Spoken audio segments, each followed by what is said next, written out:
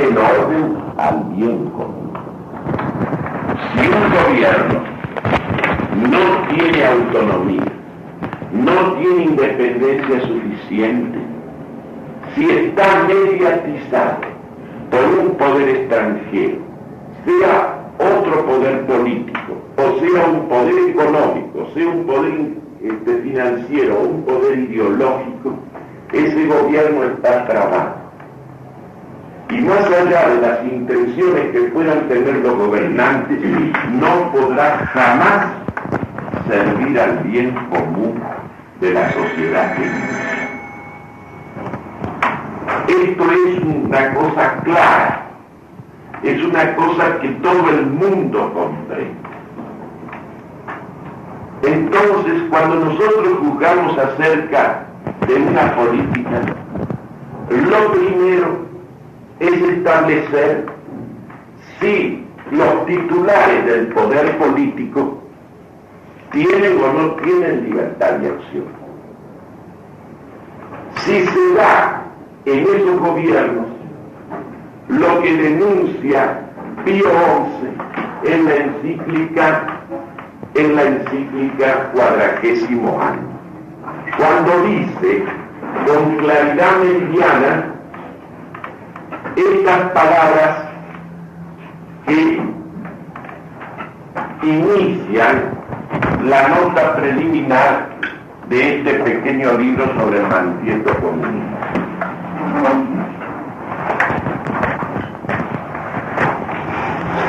Dice el Papa: en el apogeo del sistema capitalista y liberal, la libre concurrencia sin freno ha terminado por devorar a sus propios principios, favoreciendo la máxima concentración de riqueza y la acumulación de un gran poder económico en pocas manos.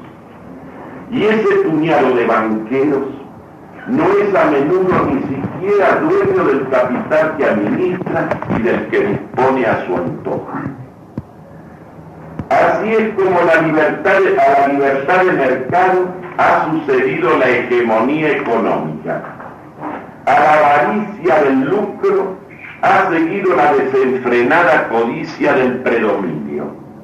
Toda la economía ha llegado a ser horriblemente dura, cruel, inexorable, determinando el servilismo de los poderes públicos a los intereses de grupo y desembocando en el imperialismo internacional del dinero.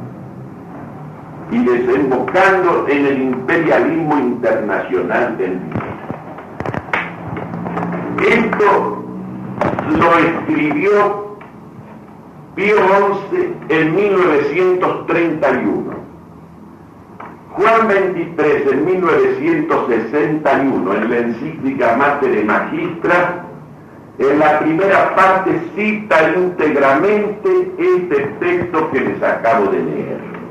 Y en la Populorum Progressio, Pablo VI vuelve a insistir sobre este problema.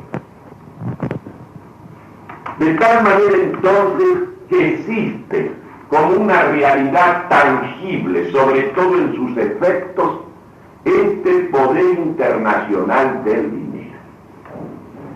Y este poder administra no solamente la riqueza que sus titulares tienen como posesión propia, el inmenso caudal que han acumulado, sino que administran también la riqueza de todos los demás, de todas las demás gente. Y este poder internacional del dinero no solamente domina, y domina cada vez más a las naciones del occidente cristiano, empezando por las más poderosas como la nación yanqui, sino que incluso domina al mundo comunista. Por eso me he empeñado en este comentario del manifiesto comunista en demostrar que el manifiesto comunista y el movimiento comunista mundial es un instrumento ideológico de ese poder internacional del dinero. Y la prueba histórica de que es así es que Ese poder del dinero ha financiado todas las revoluciones comunistas del mundo, comenzando por la Revolución Rusa y terminando por la revolución de Castro en Cuba. Y ese poder internacional del dinero es el que tiene mediatizado el poder militar de Estados Unidos, al cual lo va empeñando en guerras vanas, inútiles y estúpidas, desastrosas y destinadas precisamente al desprestigio total de ese inmenso poder que representa Estados Unidos.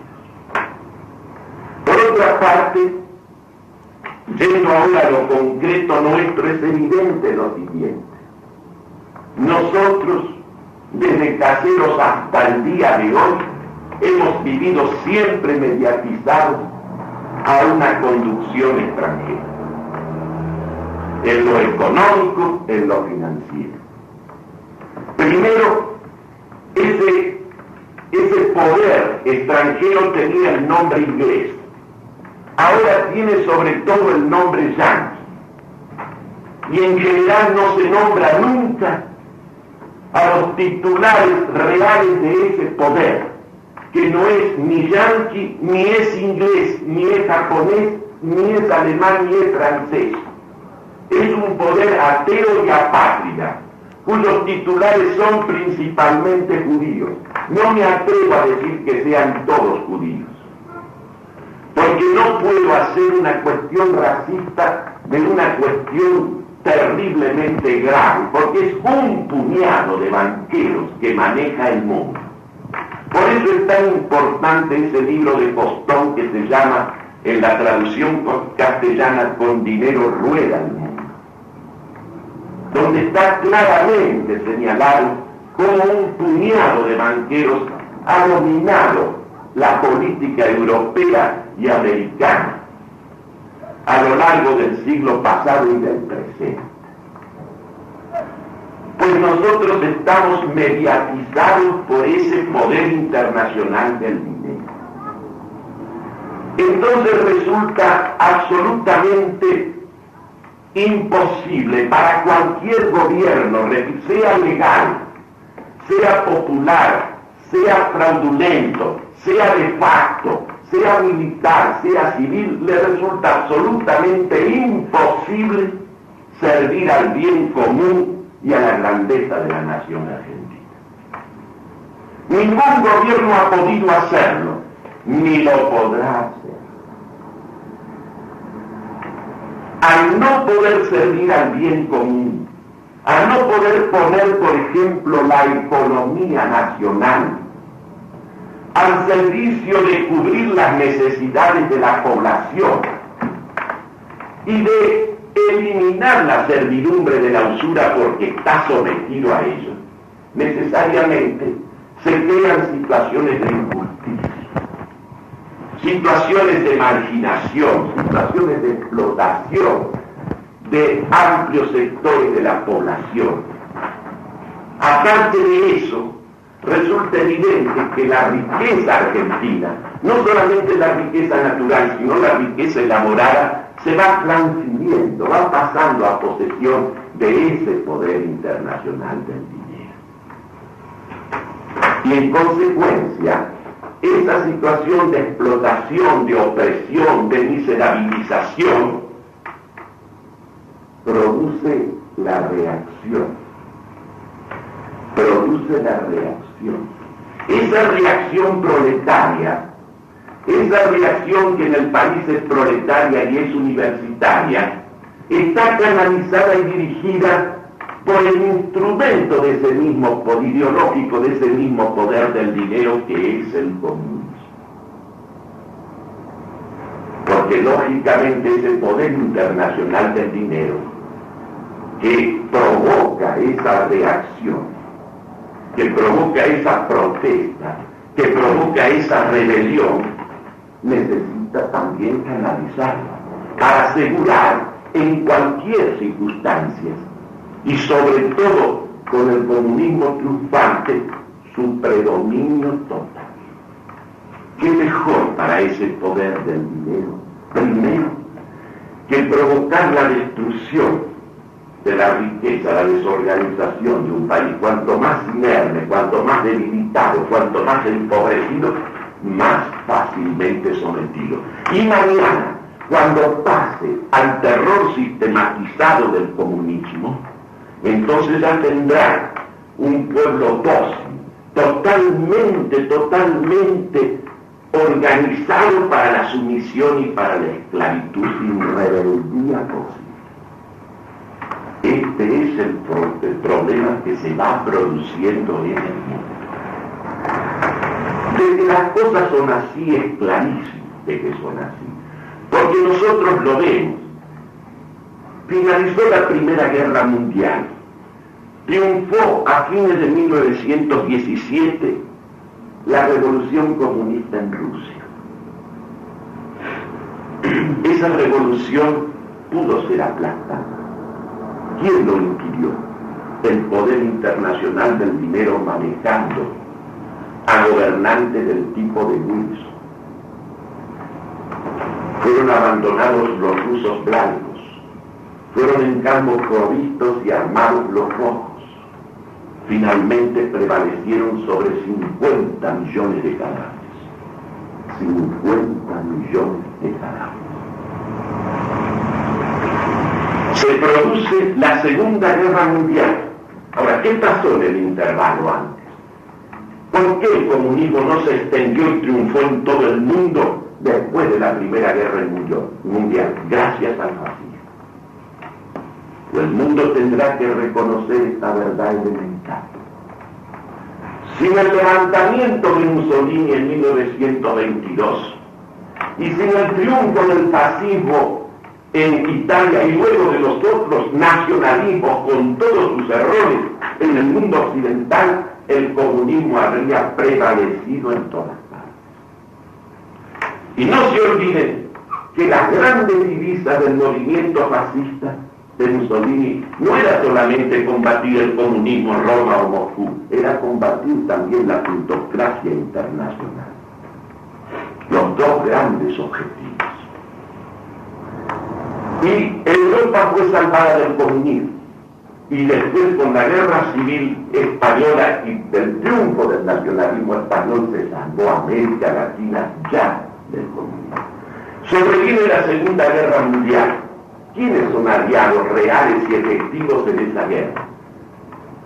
Las potencias mediatizadas por la plutocracia internacional, por el poder del dinero, y el comunismo, que aparecería en principio como opuesto, pero repito, es un instrumento de ese mismo poder.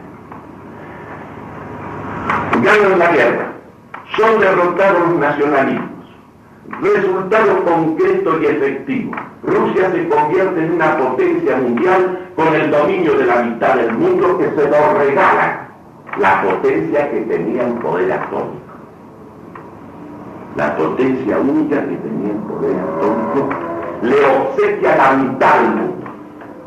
Me van a decir ustedes que esto es una cosa accidental, que esto no responde a una causalidad profunda, que media Europa pasara al poder comunista, que la China inmensa pasara al poder comunista. Son hechos concretos. ¿Cómo llega al poder un Castro a pesar de estar ahí, a las puertas de Estados Unidos? Porque hay un poder, el poder financiero, que permite, que financia esa victoria y además impide toda reacción de parte del poderío norteamericano. Estos son hechos, yo no estoy hablando de que son hechos. ¿Y qué ha ocurrido entre nosotros?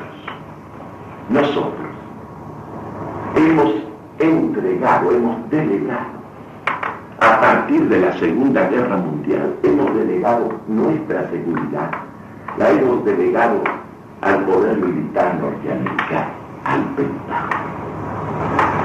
Y por eso la República Argentina, después de algunos amados de incremento militar en la primera época del gobierno de Perón, comienza su desarme moral y material. Su desarme moral y material, que ha llegado en el día de hoy a los extremos más pavorosos. Empezando que casi todas las armas eficientes que tenemos no son nuestras, las tenemos en depósito. Y el uso de esas armas depende del patrón. Segundo, esa seguridad que hemos delegado en Estados Unidos no nos sirve para nada, porque guerra exterior no va a haber. La guerra que hay, la guerra que está existe, es la guerra subversiva, es una guerra interna ideológica que nosotros queremos ignorar todavía hoy. Y para esa guerra subversiva, el poder del Pentágono no representa nada. Es una guerra que tenemos que enfrentar nosotros, es una guerra no de invasión de un poder extranjero, de campos de batallas abiertos, es una guerra interna ideológica que se hace en la población, Y para esa guerra, esa delegación de la seguridad que hemos hecho, a la cual ha seguido una desmovilización progresiva ética y material, no nos sirve para nada. Aparte de lo que representa delegar la seguridad en otro poder. ¿Por qué razón de un tiempo a esta parte, inclusive los altos jefes militares del país desarrollan esta teoría de que el desarrollo tiene prioridad sobre la seguridad? Después de los acontecimientos ocurridos a fines de mayo, todavía hemos oído desarrollar la teoría de que el desarrollo tiene prioridad sobre la seguridad. En cualquier lugar del mundo, históricamente, la seguridad, que su verdadero nombre es ejercicio de la soberanía, tuvo siempre prioridad sobre el desarrollo o el progreso, como quieran ustedes llamar. Porque siempre ha habido, vayamos a nuestro país, primero una acción militar. El primer protagonista en la historia de una soberanía nacional es el ejército. Hubo primero una guerra de la independencia, que se siguió de una larga guerra civil, y cuando de un modo o de otro eso terminó, la fuerza militar hizo un espacio estable de paz. La seguridad hizo un espacio estable y duradero de paz del territorio argentino. Y recién entonces comenzó el desarrollo. Recién entonces aparece la inmigración en gran escala, recién entonces empieza la inversión de capitales, etcétera, etcétera, y empieza lo que se llama el progreso material. Y a doblarse entonces. Si no hay una seguridad garantizada, no puede haber progreso, ni puede haber desarrollo, ni puede haber nada. Es elemental. Esto es una cosa elemental. ¿Por qué nosotros hemos invertido esa teoría? Porque nosotros hemos delegado la seguridad a un poder extranjero. Pero esa delegación que hemos hecho de la seguridad no nos sirve para nada. Porque no se trata ahora de enfrentar a un enemigo exterior, sino de enfrentar a un enemigo interior, total, absoluto, que lleva la lucha todos los días, en todos los lugares, en todas partes, sobre todo en los lugares vitales de la vida de la nación. Y nosotros no hemos hecho absolutamente nada para enfrentar, ni para prevenir, ni para enfrentar esta guerra. ¿Y por qué no hemos hecho nada? ¿Por qué los responsables no han hecho nada? Por una razón sencilla. Porque el poder que ejercen no lo ejercen en la plenitud de la soberanía, lo ejercen mediatizados a ese poder internacional del dinero. Y entonces tienen que obedecer las órdenes, tienen que responder a las exigencias del Fondo Monetario Internacional, del Club del París, de los prestamistas, que lo único que hacen es aumentar año tras año la inmensa deuda fabulosa externa e interna de este país. Porque la Argentina es uno de los mayores países exportadores de capitales del mundo. Nosotros exportamos muchísimo más de lo que recibimos. En concepto de dividendos, de las grandes empresas extranjeras instaladas en el país, en concepto de intereses y amortización de las deudas, en concepto de lo que se vale por contrabando y de otra forma, lo que sale del país es infinitamente más de lo que entra. Este es un hecho real y controvertido. En consecuencia, ¿cómo va a servir un gobierno al bien común? ¿Cómo va a servir y va a mejorar y va a trabajar por la condición de los más necesitados? ¿Cómo va a conjurar la usura exterior e interior si está sometido a ello? No. Entonces, los dos fines de una economía nacional al servicio del bien común y de la grandeza de la nación, en un país que tiene todas las posibilidades como este, ¿cuáles son? Primero, el fin positivo. El fin de una economía nacional es servir a las necesidades de la población, a base de una producción de bienes humanos suficientes y de una distribución con justicia y con calidad de esa suma de bienes producidos. Segundo fin negativo de la economía nacional es liberar a la nación de la servidumbre de la usura. Y en primer término de la usura internacional. Pero ¿cómo se van a poder servir a estos dos fines si el poder político está mediatizado? No interesan los hombres que lo ejercen, no interesan los equipos, no interesa que el gobierno sea legal o que el gobierno sea de facto. Lo que interesa es saber si el gobierno ejerce con plenitud la soberanía o está en ese servilismo del poder público a ese poder internacional del dinero. En consecuencia, la situación que se ha creado es consecuencia, en primer término, de la existencia de esa situación de sometimiento, de servidumbre, de la Argentina oficial al poder internacional del dinero. Y en segundo término está el factor desencadenante, el que conduce la subversión, que es la reforma universitaria. La reforma universitaria, que es otra cosa que hemos querido también ocultar. Así como ocultamos esa servidumbre al poder internacional del dinero, ocultamos lo que significa en la patria y en toda América y hoy en todo el mundo los 50 años que lleva la reforma universitaria en la República Argentina. Y para concretar, voy ahora a leerles lo que tengo escrito sobre el problema.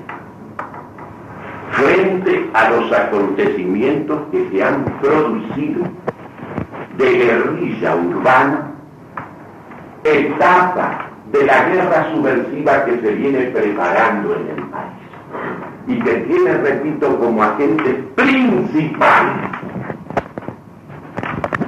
por un lado, al poder que lo provoca, que es ese poder internacional del dinero, y por otro lado, al Estado mayor que conduce la subversión, que es la universidad reformista, o los egresados, o los universitarios que esa universidad viene produciendo desde hace 50 años, salvo las excepciones que confirman la regla. Se ha querido y se quiere todavía, a pesar del desastre y de los atentados terroristas que se suceden impunemente, ignorar que estamos en guerra, en medio de una guerra subversiva, ideológica, total, cuyo objetivo no es la conquista territorial, sino la conquista de la población por convicción o por intimidación. El imperialismo internacional del dinero, a través del servilismo de los poderes públicos, explota a los pueblos hasta provocar una reacción de las víctimas, que canaliza el comunismo internacional, instrumento ideológico del poder del dinero para la guerra civil. El fin último será reducir a todas las naciones a la servidumbre del terror sistemático bajo el gobierno universal de los señores del dinero. Esto nos explica el hecho constante de que la alta banca sea la que financia las revoluciones comunistas y la que asegura su consolidación y expansión. También es el poder que financia la propaganda de la violencia subversiva y de la impugnación constante que emplea masivamente todos los medios de publicidad. La crítica universal, negativa y demoledora, ha pasado de la teoría a la práctica de la destrucción pura, sistemática e ilimitada. La furia nihilista desencadenada en Córdoba es una etapa de la guerra subversiva destinada a destruir bienes materiales, a intimidar a la población y a superar la represión policial. Pero su objetivo más importante ha sido medir la debilidad de la reacción militar de un gobierno militar, o sea, el grado de desmovilización ética de las Fuerzas Armadas de la nación. Ninguna previsión, ninguna preparación mental, una reacción tardía, vacilante y blandengue que evidencia la crisis de autoridad y el temor de asumir la responsabilidad de medidas extremas frente a los francotiradores y a los piquetes de la destrucción. El hecho más relevante y significativo en este drama de nuestra patria es la pavorosa crisis de autoridad que se extiende tanto al orden civil como al educacional, militar y eclesiástico. El espíritu corrosivo de la reforma universitaria del año 1918, materialista, ateo y apátrida, ha minado a lo largo de medio siglo el principio de autoridad y el orden jerárquico, no solo en la universidad, sino en el poder político, en las Fuerzas Armadas y en la Iglesia Católica, Apostólica y Romana. La universidad crítica, oficializada en la Argentina a partir de 1918, irradiada a América Latina como un reguero de pólvora, ahora se extiende a todas las naciones del occidente cristiano.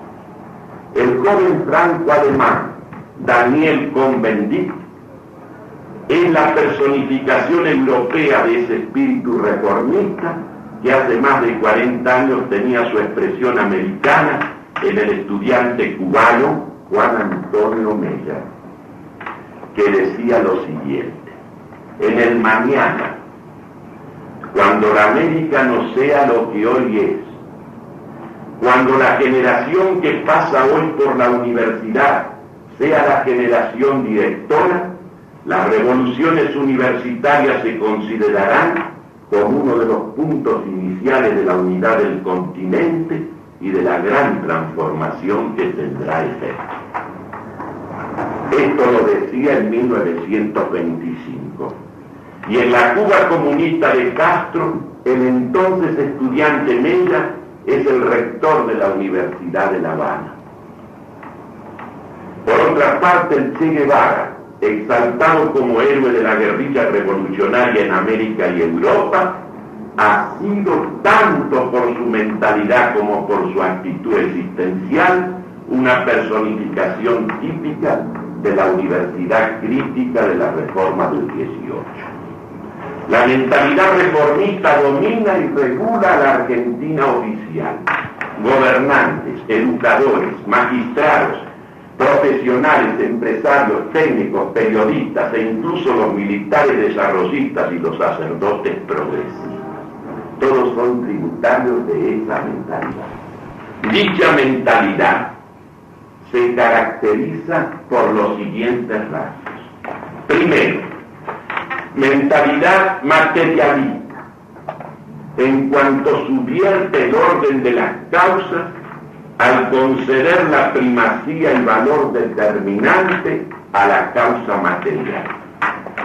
Materialista, en cuanto subvierte el orden de las causas al conceder la primacía y valor determinante a la causa material, la más íntima de las razones. No explica la causa material, ni el ser, o sea, la esencia, ni la acción, ni el fin de lo que existe. Lo único que explica es aquello de que está hecho una cosa. La causa material no dice lo que una cosa es, ni dice ni se puede referir tampoco al fin para el cual existe. Lo único que explica es aquello de que está hecha una cosa, la materia de que está hecha una cosa. Esa mentalidad que subvierte el orden de las causas hace proceder lo que es superior y distinto de lo inferior e indiferenciado. La forma la hace salir de la materia, el acto de la potencia, el fin de los medios, la cualidad de la cantidad, el alma del cuerpo, lo social de lo económico. La soberanía la hace salir del número, la acción protagónica en la historia la hace salir de la masa. Porque nosotros estamos viviendo en una época populista, en la cual son rarísimas las personas, ilustradas o no, que no crean en el papel protagónico de las masas. Y que no crean que la personalidad incluso la más relevante, no es un mero reflejo, no es más que un mero reflejo de la voluntad íncita en las masas. Entre nosotros, incluso la historia revisionista argentina es una historia populista, radicalmente falsa, más falsa todavía que la historiografía liberal, porque al menos los liberales falsificaron una historia y ocultaron actores, ocultaron documentos, ocultaron hechos, tergiversaron todo. Pero lo más grave es faltar a la verdad usando de la verdad. Lo más grave es pretender que en la República Argentina la multitud ha sido protagonista alguna vez de nada. La multitud, cuando ha sido conducida por un auténtico caudillo o por auténticos caudillos, ha servido a la grandeza de la nación y ha participado de la altura y ha participado del heroísmo y de la grandeza de esas personalidades que las han conducido. En la misma forma que cuando esas mismas multitudes han sido conducidas por demagogos y adulones, han servido a todos los envilecimientos y a todas las degradaciones que el país ha conocido. Esa mentalidad que cultiva la Universidad Reformista es una mentalidad que está privada del ámbito metafísico y teológico. No piensa según la categoría del ser, sino según la categoría del devenir. Desconoce el arte soberano de la definición, que se funda en las inmutables esencias y se inclina a verlo todo en el curso de un proceso, de una evolución, de una revolución sin fin. Nada permanece en su ser, sino según la categoría del devenir. Desconoce el arte soberano de la definición, que se funda en las inmutables esencias y se inclina a verlo todo en el curso de un proceso, de una evolución, de una revolución sin fin. Nada permanece en su ser, ni dura en el valor. No hay más que el cambio y un desplazamiento continuo de todas las perspectivas. De esa manera van sembrando el escepticismo, el relativismo de todos los valores, el sentido de que todo tiene que cambiar y que todo está pasando siempre a otra cosa. Es una mentalidad que solo reconoce un carácter transitorio y relativo a todas las concepciones y tablas de valores, a todas las especies y a todas las formas. Se complace en toda suerte de hipótesis evolucionistas, transformistas y progresistas. No soporta la idea de la eternidad de Dios ni la de lo eterno en el hombre. Desprecia la lógica de la identidad como puramente abstracta, formalista y convencional. Tan solo la dialéctica de la contradicción infinita es concreta y real para esa mentalidad. Pasamos al segundo rasgo. El primero era mentalidad materialista. El segundo, mentalidad utilitaria y exitista, en cuanto confunde la verdad con la eficacia práctica, con el experimento logrado, con el éxito. El éxito es la verdad. Eso que acontece en el plano de las ciencias exactas y experimentales, en que evidentemente el cálculo tiene que ser exacto y el experimento realizado en las condiciones prescritas con exactitud para que el experimento resulte. Si no hay que corregir el cálculo o revisar las condiciones de la experimentación hasta lograr el triunfo, la eficacia. Pero observen que cuando nosotros pasamos del plano físico y material al plano moral, nosotros adoramos a la verdad crucificada. Adoramos a Cristo, que es Dios y que es hombre, en la figura del fracaso y de la derrota, en la figura de la figura que se ofrece, de la vida que se ofrece, de la vida que se da. No del triunfador, sino de un derrotado humanamente. Pero sobre esa derrota, que es la de la donación del sí mismo, la del sacrificio total, sobre la cual se levantan todas las cosas magníficas y enormes que el hombre ha edificado sobre la tierra. No existe para esta mentalidad exitista la verdad para conocer, amar y servir. Menos todavía la verdad crucificada, la verdad ejemplar del sacrificio. No hay más que las verdades útiles, las verdades para usar del cálculo y del experimento. Fuera del ámbito de la materia mensurable y operable, no hay ciencia posible. La habilidad científica, técnica y manual abarca todo el ámbito del saber y la verdad. La política se resuelve también en una habilidad más. No hay lugar para la sabiduría ni para la prudencia. No tienen sentido para esta mentalidad que ignora a Dios y al alma inmaterial e inmortal. Mentalidad materialista, mentalidad utilitaria y exitista, y ahora mentalidad desarraigada. En cuanto es una mentalidad desvinculada de la trascendencia y de la historia, de Dios y de la patria, sin universalidad ni nacionalidad. Eso explica que una parte de los universitarios que hace una carrera profesional o docente próspera se dedique a organizar una vida confortable en la más absoluta indiferencia respecto del bien común. Eso explica que otra parte de la universidad, de profesionales prósperos o proletarizados, vaya a engrosar el Estado Mayor de la subversión comunista. Eso explica que otra cantidad de universitarios, especialmente los técnicos, por una paga mayor, dejen el país, habiendo costado tanto dinero y tanto esfuerzo del pueblo en conjunto formar a esos técnicos y a esos profesionales que no se sienten en deuda ninguna con su país. No están dispuestos a soportar nada para servir a su patria. Esto es en general. Y esta mentalidad que es materialista, que es utilitaria y exitista, que es desarraigada, es finalmente una mentalidad crítica.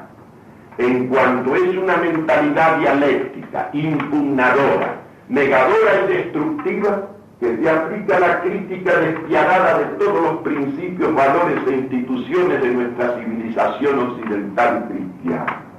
En lugar de la esencia y del fin inmutables, considera el proceso universal e indefinido de todo lo que existe, fundamento de la revolución permanente. La Universidad Reformista, en nuestro país y en toda América Latina, desde hace 50 años, prepara profesionales técnicamente idóneos, pero imbuidos en esa mentalidad materialista, exitista, desarraigada y crítica que acabamos de examinar. Se puede afirmar con estricta objetividad que es el vivero del comunismo ateo y provee a la formación del Estado Mayor de las guerrillas subversivas.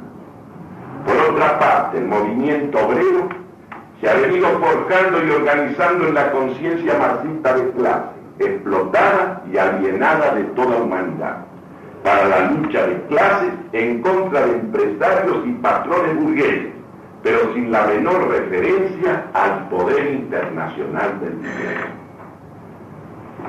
La Universidad Reformista ha llevado su crítica nihilista permanente en contra de toda forma de autoridad, de jerarquía y de orden existente. Ha envenenado el corazón de generaciones en un resentimiento feroz contra la opresión clerical, la jerarquía militar y el imperialismo yanqui. Pero no se ha mencionado jamás al imperialismo internacional del dinero. La CGT y el movimiento obrero en general han arremetido en sus renovadas luchas de reivindicación contra la vieja oligarquía liberal, contra la patronal burguesa y contra la política de entrega al imperialismo inglés o yanqui, pero tampoco han señalado al verdadero enemigo del género humano, ateo y apátrida, que es el poder internacional del dinero, ni al puñado de sus titulares que mediatizan a los gobiernos y explotan a las naciones, también a la nación yanqui.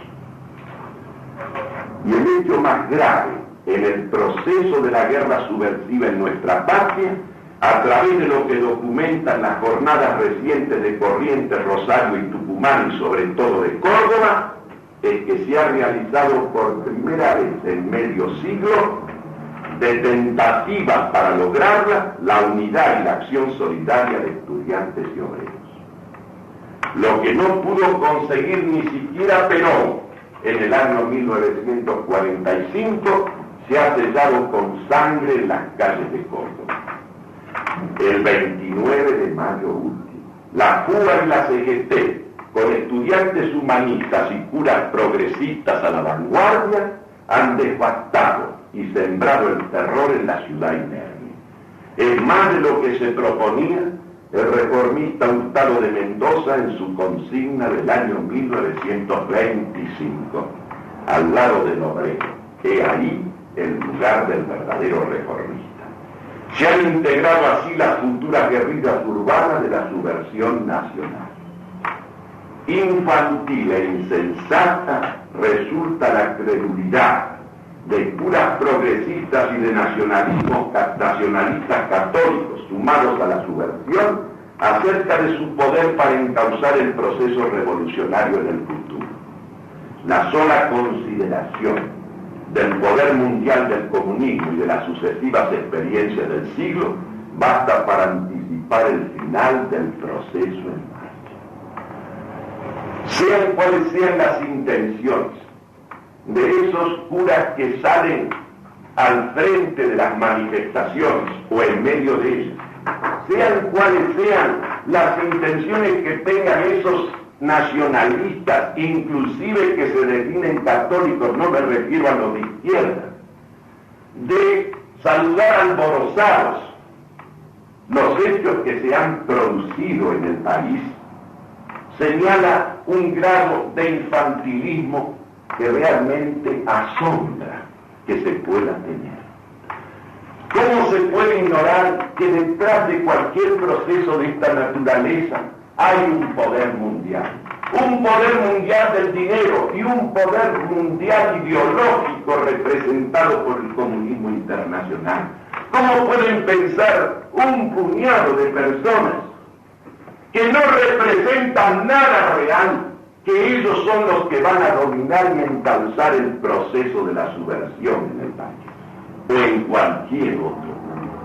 ¿Cómo pueden pensar que el resultado no va a ser el mismo de la Rusia comunista o de la China comunista o de la Cuba comunista? La única solución, no hay otra, si no es el castrismo irremediablemente a mi juicio, es primero que las Fuerzas Armadas de la Nación, que han asumido la responsabilidad de la conducción política del país, asuman la única actitud que les corresponde en su carácter de guardianes naturales de la soberanía, de la integridad y del honor de la nación. Lo primero de todo es reconocer que el país está en estado de guerra subversiva y que por lo tanto la política del país tiene que ser una política de guerra total, con la movilización total de toda la población y de todas las energías y los esfuerzos del país en vista de esa guerra. En segundo término, la política que haya que definirse en el país tiene que ser en primer término afrontar el problema de la liberación del país de esa servidumbre al poder de la usura internacional y poner en consecuencia la economía del país al servicio del bien del pueblo argentino y de cubrir las necesidades de la población. Y hay que afrontar al mismo tiempo el tremendo problema de la inteligencia, el tremendo problema de la universidad, el tremendo problema de la educación en el país. Hay que cambiar la mentalidad. Al mismo tiempo, y aún por encima de ese cambio radical de la orientación de la economía para ponerla al servicio del bien común, hay que hacer una renovación de la mentalidad. Una renovación de la mentalidad que la restaure en Cristo y en el orden jerárquico del ser y de las causas. Hay que devolverle a los argentinos el sentido común, que ha sido estragado y ha sido subvertido por esta acción de la universidad oficial y también de la universidad privada, que va a la saga de esa universidad oficial. De tal manera que este problema de renovar la mentalidad y de afrontar el problema, de poner la economía al servicio del bien común y liberar al país de la servidumbre de la usura, si no lo asume un puñado de soldados, el castrismo es irremediable en el país.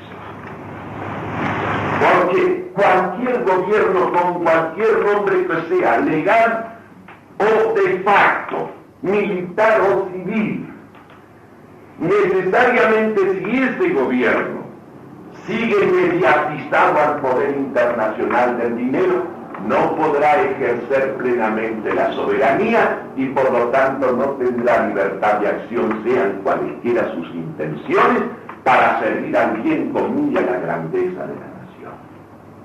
Y tampoco tendrá libertad de acción para predicar una sana doctrina de la verdad, de la justicia y de la caridad.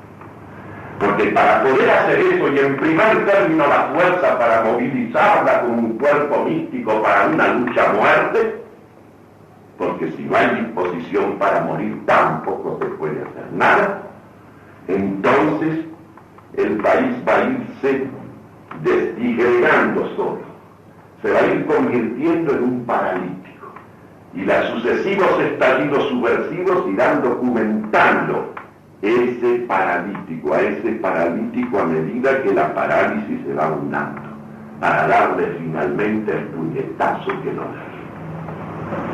Creer que aquí se puede hacer otra cosa a la altura de los acontecimientos, o es infantil, o es insensato, o es complicidad con el enemigo. El poder internacional del dinero y el poder comunista no son dos poderes antagónicos. El poder comunista es un instrumento del poder del dinero. Por eso, toda la acción universitaria a lo largo de 50 años, también yo gritaba en las calles cuando era muchacho, salía a gritar por Sandino contra el imperialismo yanqui. Yo no gritaba contra el imperialismo internacional del dinero. Yo no gritaba contra el Sanedrín de los que tienen en su mano la administración de la riqueza de todo el mundo. A mí me enseñaban, me cultivaban en el odio a la nación yanqui, que es la nación más explotada del mundo por ese poder. Y entonces tenemos que darnos cuenta que por ese camino vamos a la destrucción y a la muerte. Las cosas son claras como la luz del día. La subversión ha logrado ya conjugar la fuerza del trabajo con las fuerzas estudiantiles. El Estado Mayor son los doctores. Los doctores. Unos dan la cara y otros no la dan. Son los frondicios, que es una expresión típica de la universidad oficial argentina. Ellos dominan la mentalidad, dominan los criterios, dominan todo, lo que es conducción, lo que es dirección. Y en consecuencia, como toda la acción que se realiza consiste en cubrir la realidad con una imagen ficticia, no se habla ni de ese poder internacional del dinero ni de sus titulares, ni se habla de la reforma universitaria.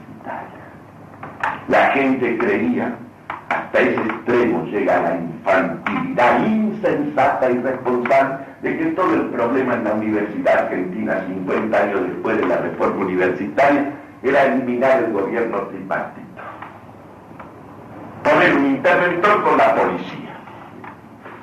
Son cosas que crispan, no se pueden ver así serenamente, no se pueden. Porque ahora está en juego la vida, la hacienda y el honor de todos los argentinos que confiesan a Cristo y a la patria en espíritu de verdad. A mí no me preocupan los acontecimientos por los que tengo que perder, porque siempre he vivido pobre con la mochila ligera. Esa parte de mi hacienda no entra en la consideración. Entra así la vida mía y la de los míos, el honor mío y de los míos, y el de todos los hombres de bien de este país y mi patria. Y entonces uno tiene que hablar en espíritu de verdad.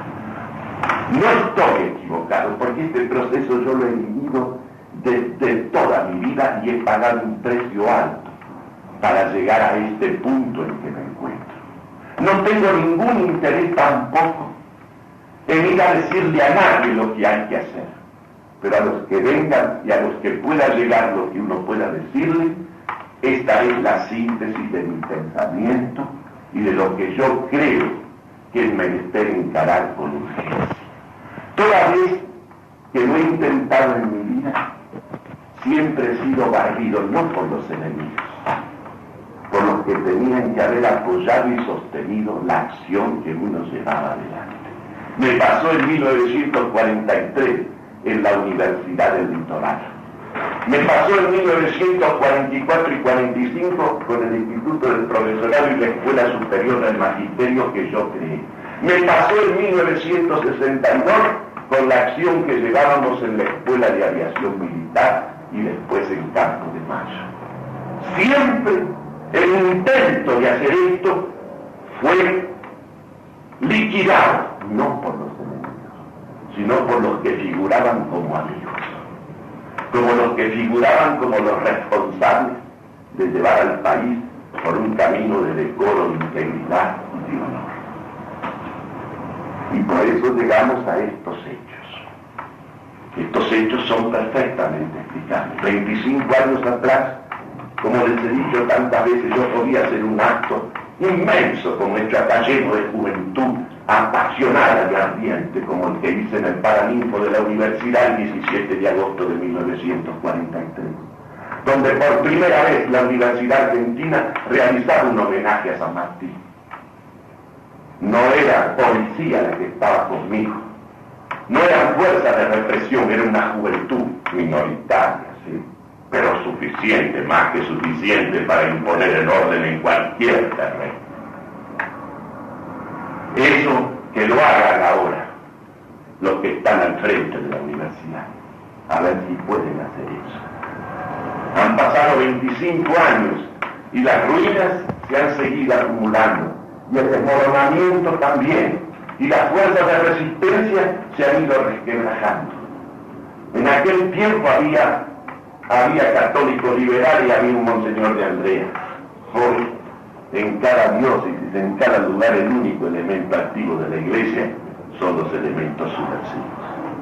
Y nosotros hemos escrito 100 veces en combate durante años, la subversión en adelante irá detrás de la cruz y detrás de la bandera.